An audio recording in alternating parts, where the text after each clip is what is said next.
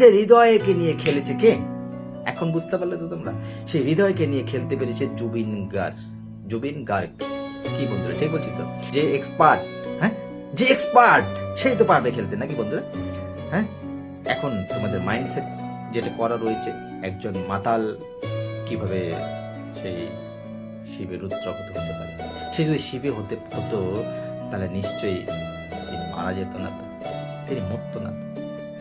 হ্যাঁ, এটা অনেকে প্রশ্ন এখন আসবে কিন্তু, যে হ্যাঁ ঠিকই তো, যদি উনি শিবই হন তাহলে উনি মরবে কেন জলে ডুবে? উনি তো ভগবান, উনি মরবে কেন? দেখো, এইটা জিনিসটা বুঝতে গেলে তোমাকে এখন শ্রীমদ্ ভাগবত জ্ঞানকে ধারণ করতে হবে।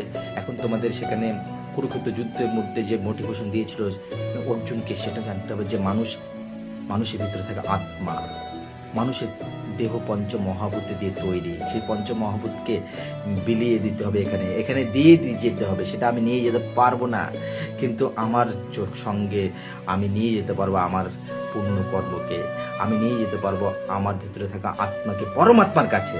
তাহলে সেই আত্মা অমর, অনাদি, সনাতন, পুরাতন, অজন্মা, নিত্য, সনাতন, পুরাতন। কি বন্ধু, ঠিক বলছি তো? আত্মা অজন্মা, নিত্য, সনাতন, পুরাতন, তাই তো? তাহলে আত্মার না জন্ম হয় না মৃত্যু হয়, আত্মাকে না কাটা যায়, না জল দিয়ে মারা যায়, নাকি আগুন দিয়ে চাপা দেওয়া যায়, না আকাশ দিয়ে দাবানো যায়, না হাওয়া দিয়ে হেলানো যায়। এটা আত্মা। তো সেই আত্মা হচ্ছে আমি।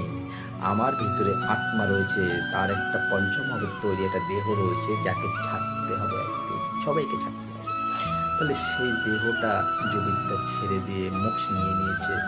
একমত? ভিডিওটি এক্ষুনি শেয়ার করে দিন, আরেকটি গুরুত্বপূর্ণ কমেন্ট করে যান।